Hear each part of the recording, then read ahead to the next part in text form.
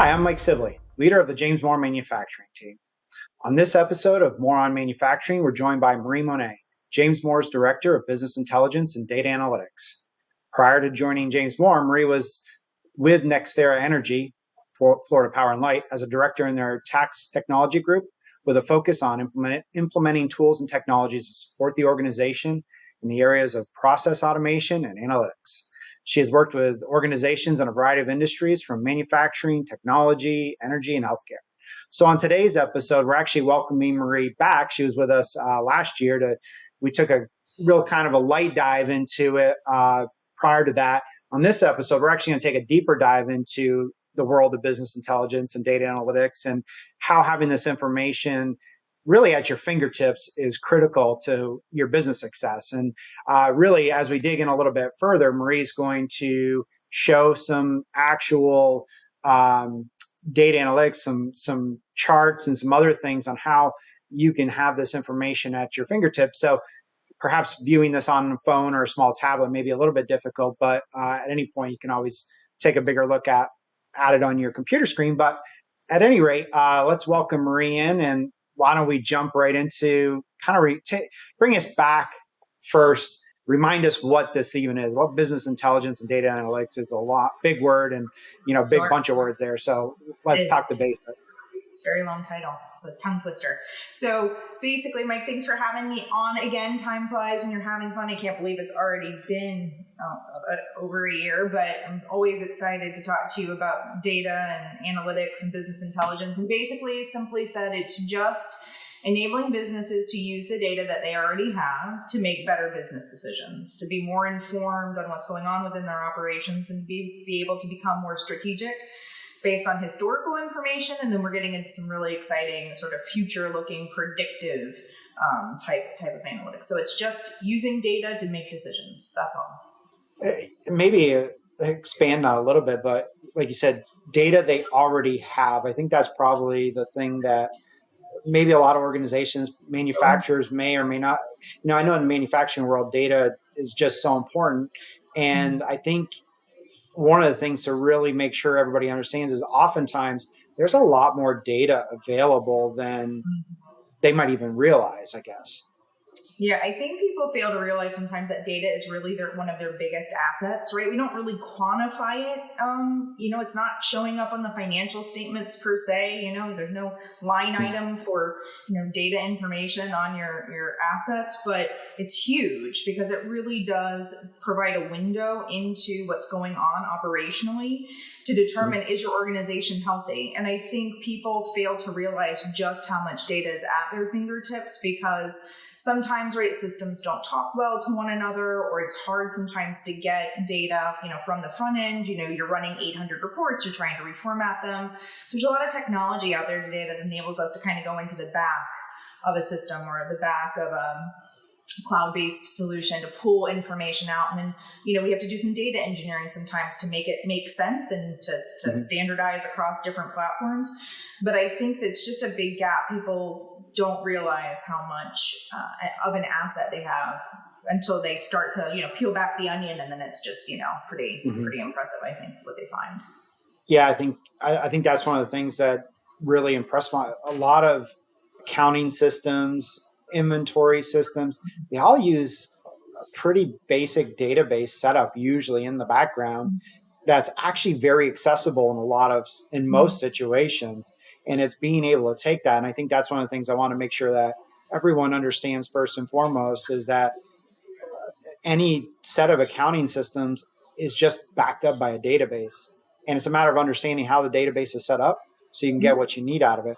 But there's also all the Excel. And I've got a number of clients who use Excel information where they're hand keying and sometimes even taking information out of that and combining with information that is in your databases, your accounting systems can really do a lot of great things. Absolutely. I mean, SQL was one of the first languages I learned, right? Which is just about how do you query a database? How do you determine, what the table structure is and how do those tables talk to one another so you can actually produce something that's meaningful? Because, it's sort of, if you don't create those right relationships, you're not really getting out the data that you anticipate. And so I think it's always this marriage, right? We're not going to get away from Excel. It's too, maybe sometime in the future, but not probably anytime soon. It's flexible, it's nimble. You can do, forecasting and analysis. You can put numbers together quickly. And so the goal is you might still be capturing information in Excel. When we think about predictive analytics for machine failures or something, we might need to capture some data in Excel in a spreadsheet in a table to be able to then marry that with some other operational or financial system. And that's okay, right? And then the goal is what we do is we work to create those relationships so we can tell the story. Right. Of what's actually happening. So Excel's not going anywhere. We will still use it, and our clients will still use it, and maybe someday there'll be something, but yeah, for all intents and purposes, it's here to stay. And so we work with it, right? We work with it as we need to tell the whole story. Right. So, and you kind of talked about this a little bit already, but, let's dig into a little bit more for manufacturers and why this is so important for manufacturers. And we talked about having the data available, but, let's dig in a little bit more. So, because manufacturers have different data sets that they need to look at versus maybe an engineering company or maybe a healthcare or technology, whatever it might be. Well, in the last couple of years, the supply chain issues are very significant, right? So for our manufacturers, it's the products coming in and it's products going out, and it's, holding and managing inventory. You don't want a bunch of inventory sitting in your warehouse. You want to get to that sort of utopia of just in time, right? I'm not paying to store all of this surplus. I'm not worried about obsolete inventory. So I think for our manufacturers, it's really important. They have to be able to kind of watch the entire life cycle. What's coming in, what's their raw materials, right? The actual production, actual versus planned production costs, what's going on with their labor. And then how are they turning that inventory, right? Are they healthy? Is it moving? Is it stagnant? What's going on? And so I think what we've done is we're going to show some examples here today, and just as a fair warning, right? These are like extreme examples, so it wouldn't be our hope that this would be happening to anyone out there, right? But just for viewability purposes, we made some pretty extreme cases so that you could see, some of the information you might be able to garner. And when we're bringing the data together to make sort of quick decisions and determine what's happening, right? Mm-hmm. Yeah, so anybody out there trying to audit any of this data is not going to make sense. So, but to drive home the point on the importance of the data, you think about you mentioned supply chain, and a lot of manufacturers now are trying to stock up more on things than they would in the past because they're afraid that they're going to run low, they're going to run out, they won't be able to get it. But then when you combine that with workforce and a workforce that might be shifting, in other words, turnover. And when you have turnover, you have training. When you have training, you have the potential for more waste. More waste means you're using up more raw materials.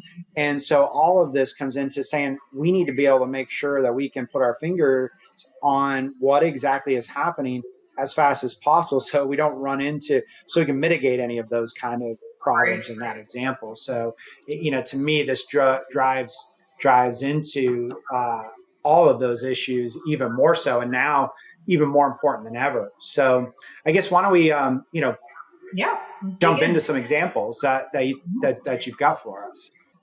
So we've got, we're looking at some interesting revenue and cost of goods sold trends here, right? Not doing well. Something happened in tail end of 2022 that sort of sent things into a little bit of a spin. If we were to just kind of dig down here in 2022, right, our inventory turnover ratio has gone pretty far down, our margins pretty far down, and it's like, well, what in the world? Now, again, we say this kind of with a grain of salt. The expectation isn't that your cost of goods sold exceeds your revenue. Right. That would be bad. I think Mike and some serious sales write-downs going on here, right? So yeah, serious sales write-downs and maybe some major production issues. We were joking earlier about a chocolate company that's in the middle of a lawsuit, and they're were able to get something over. The other competing manufacturer has to destroy their inventory, right? They can't sell it. So you could have something that's as big of a swing as this, but we wouldn't expect this. But what this does do, right, is we're able to pull all this information in. You're able to sort of see those small variances, right? You're able to see that trend analysis. And Mike, maybe you can talk a little bit about, having multiple periods of information, especially what you see with, your manufacturer seasonally, or, the cyclical nature of it, and what something like this might be able to sort of highlight. Right. So when you look at it, and of course, like you, I love all this stuff. This is so much information. But this, when I look at this is a starting point of saying, okay, what's happening, what's occurring, and allow me to then dig in a little bit deeper. So, if you're looking at this and you look over the course of time, you see a spike in, early in late 2020, and okay, what's going on there? Then all of a sudden you start seeing this gradual increase in COGS in relation to sales. And right at that point, you're saying, okay, what's going on here? What's driving this? And really, hopefully, before you ever get to the point where it crisscrosses there, I know in our extreme example, but you're looking at this, and in the reality is that this is a nice overview, but you're talking about having this, being able to dig down and having this kind of information at your fingertips on a more real-time basis, so you can see what's going on. Absolutely. Well, and I think as we talk about it's that ability to drill down that becomes so important. So you look at the financial metrics and you say, something's starting, not to go right. And I think, our companies have a gut sense a lot of times, right? They've been in business for 15, 20, 30 years. And so they know something's not right? It's the machine is not running quite the way it's expected, but making sure that in the data we're able to then to drill down to the underlying components of it to really understand what might be driving this. So just in this example, right, we had some planned production costs, we had some actual production costs, and we're noticing that there's some pretty specific overages happening. And we also kind of see that maybe there's some quality issues, as we kind of go through and we say, okay, why is this at 78.63%? What's occurring here, and why aren't we kind of hitting our production metrics, and what could be the underlying root cause of this?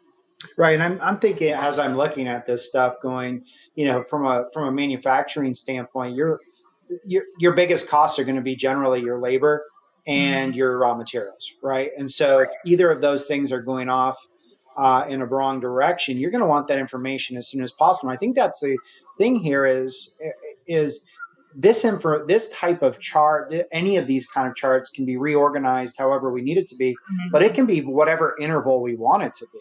So if this information is going in daily, weekly, monthly, whatever it is, we can get that information as daily, quickly as it's being in the system. Sure, absolutely. And when we talk about daily, sort of with the advent of technology and how much data is just being produced, right? Just huge amounts of data. To the extent that we can get it daily, you can really become getting that shift from being reactive to proactive, right? Like if you have daily information and you're able to follow that line, you're going to be able to very quickly see, when something's starting to fail, or when, there's an underlying issue that needs to be addressed. So you're not waiting to the next quarter, right, to see what might have happened and then to try to trace it backwards. It really can be real time. Now that takes some planning, and we work to make sure that the data's coming in and the data's clean, but it really can be on a continuous cycle for sure.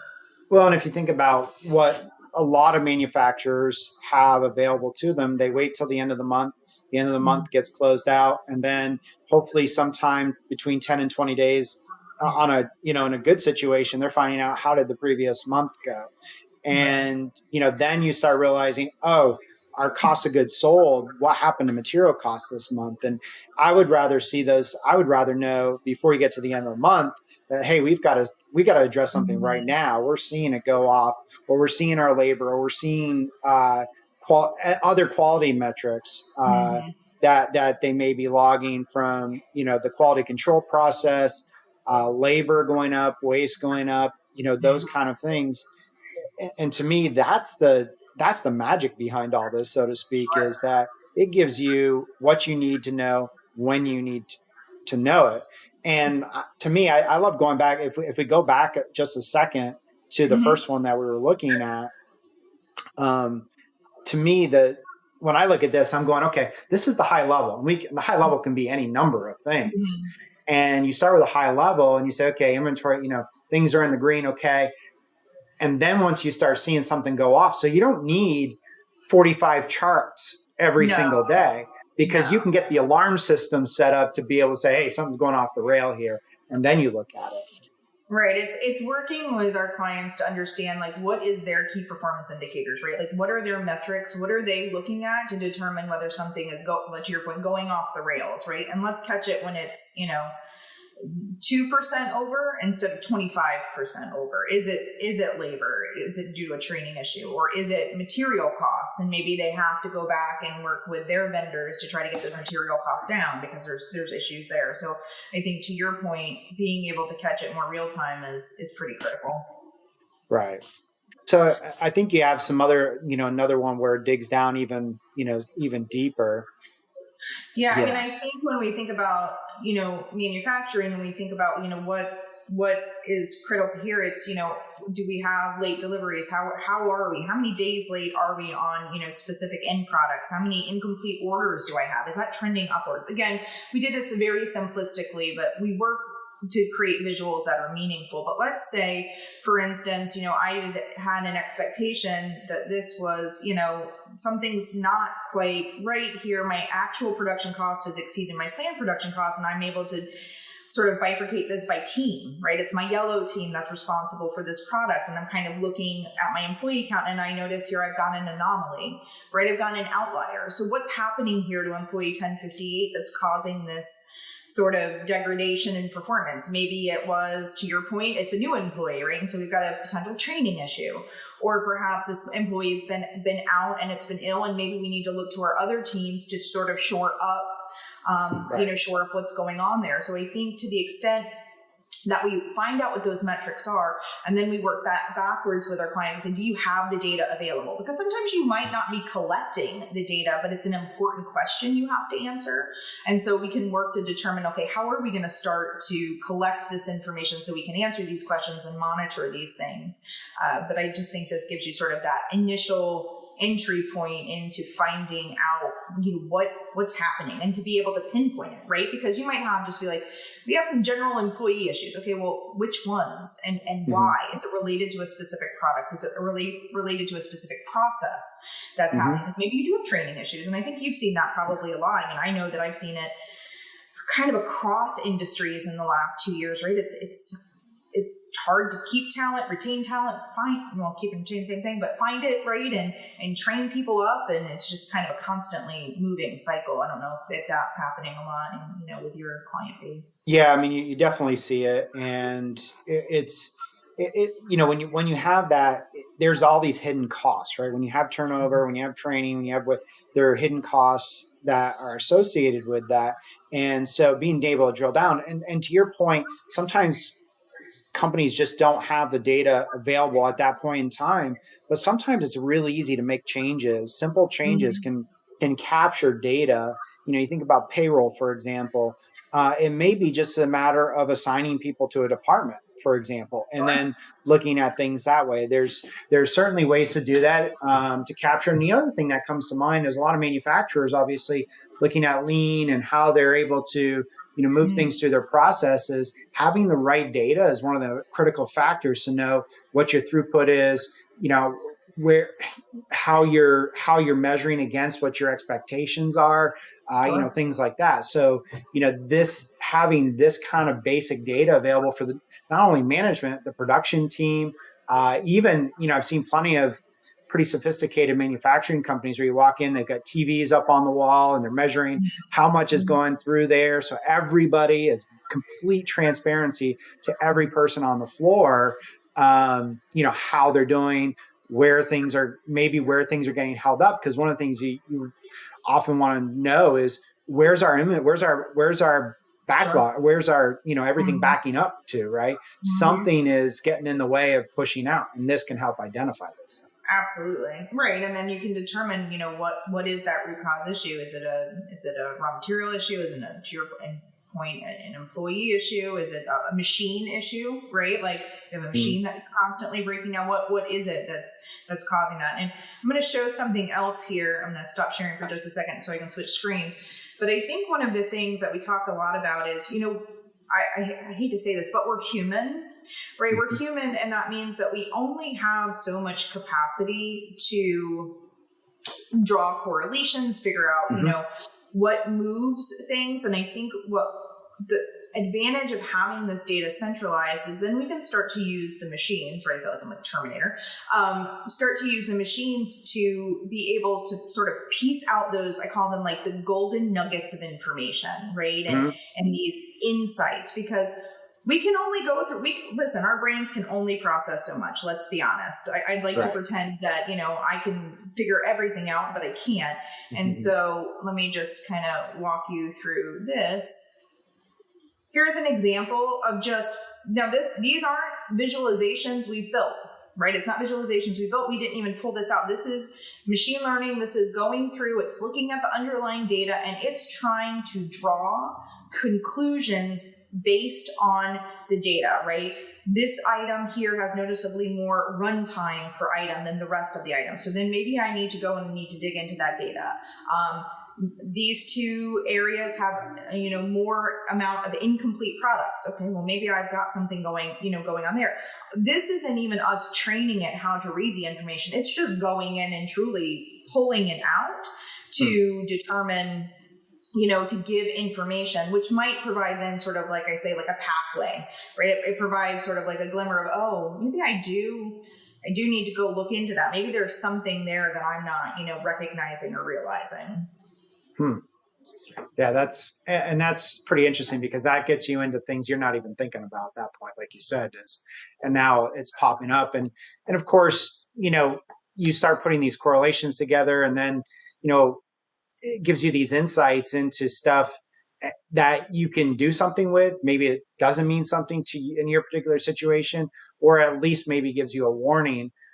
So then how do we jump from that, though? We talk about getting these insights. Here's what's happened. How do we dovetail that into, help me understand what might happen based on us, getting into predictive analytics, which is kind of the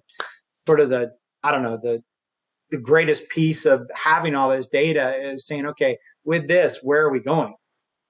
Mike, I think that's a really great point. We want to be and enable our clients to be data-driven organizations, right? To really make decisions, sometimes on instinct, but then also on the underlying data. But we really want to get to this point of looking backwards, what happened to what is going to happen. Now, sometimes that is using historical information to be able to build these models to say, okay, we know things. So here's an example of supply chain predictive inventory analysis. Like, wouldn't it be wonderful to know that in March of 2023, based on 5 years of historical transactional data, and maybe based on, customer patterns, that you're going to have an increase in, orders of 10%.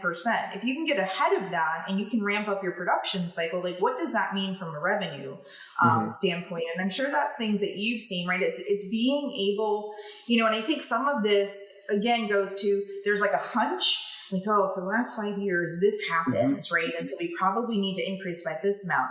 But when we can dig into the underlying data and we can sort of pull that out, and we can build in these models based on a client's history, and then sometimes we even go outside of a client, right? We're pulling in, customer sentiment, and we're pulling in, other databases of information to marry to say, when these types of things happen, we either see, upticks, or we see, we should downshift, whatever that is. Is that something I think you've been, working with our clients in this space for, not forever, because you're not that old, but is it something that, what's the value there to people if they're able to predict that more? Yeah, I mean, right. when you think about it, I look at it in two buckets. Some clients work off of heavy backlog and have consistent backlog. Others are not working off backlog. They've got orders coming in, and you're right, there's some level of historical.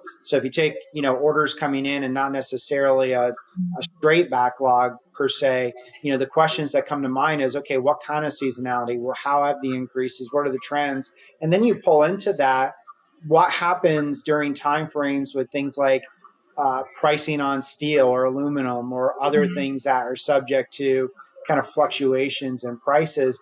And the big thing is then, okay, what are our sales going to look like? What are our raw material needs going to be? And what even is our labor needs going to be if these various things happen, and allow the, the data to kind of tell us where this is going based on a combination of historical and outside information.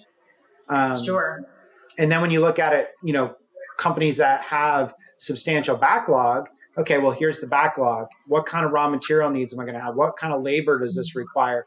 Typically, if I'm running out of waste of this, where are we looking? What kind, how do we need to be set up, and what do we need to be thinking about? How do we prepare our working capital? Because that's one of the important things that, from a manufacturing standpoint, when you're ramping up your growth, you need working capital. And so Well, what kind of working capital are we going to need? And that gets into things like, okay, going back and talking to our bank and saying, hey, a line of credit of X is really what we're going to be able to need. So tying this in with our financial projections to not only understand our production side of things, but to also understand where this is going to bring us from a financial need standpoint and a financial could be incredible. well, I think it goes to that question: where is my next dollar best spent? Is it best spent, investing in machinery? Is it investing in employees? Right? Is it R&D? Where, if I have all of these options and being able to say, in that working capital, where should I be deploying this capital to? Like, what's going to generate the most return on this investment? I think that's where these models are really getting to, because it's really helping to shape where those dollars are going in a more, meaningful and impactful way.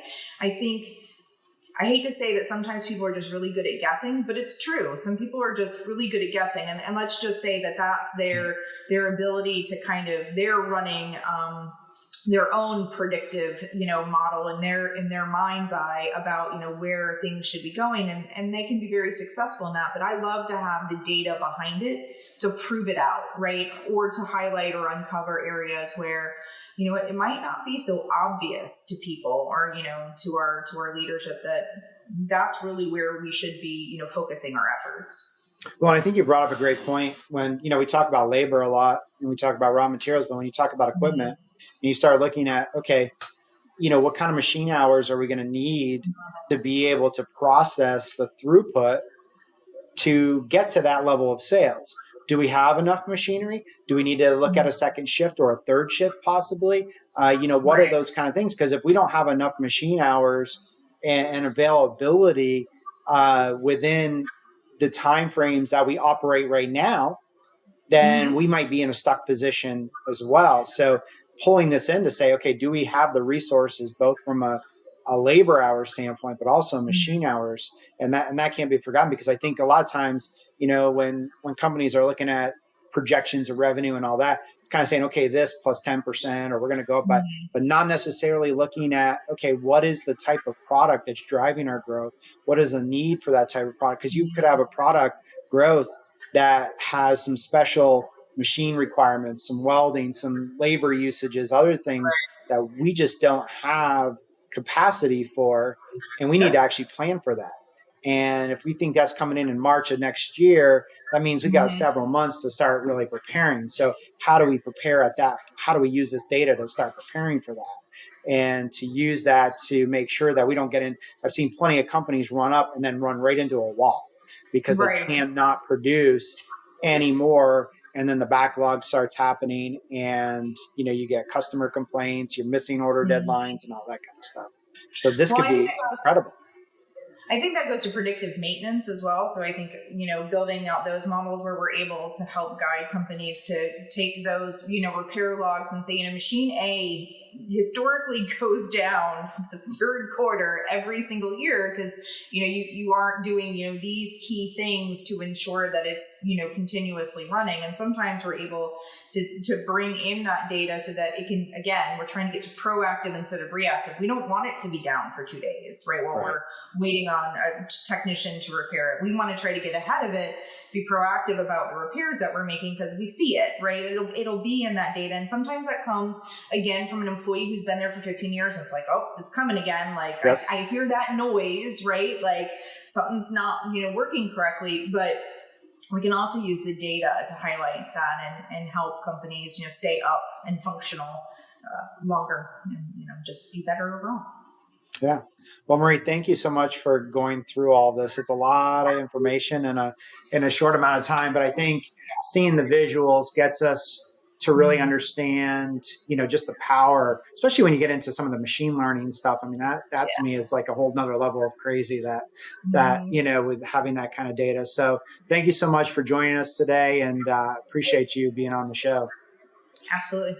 And thanks for everybody who's listened. And please, as always, if there's any questions on this, or we can help clarify or help you understand a little better, please feel free to reach out. To learn more about James Moore and Company's manufacturing services, go to jmco.com. And don't forget to subscribe to our More on Manufacturing series to receive updates when new videos and podcasts are released. If you'd like to be a guest, or if there's a topic you'd like to see covered on a future episode, contact us on our website. You can also follow us on social media for more news as the landscape on manufacturing continues to rapidly evolve.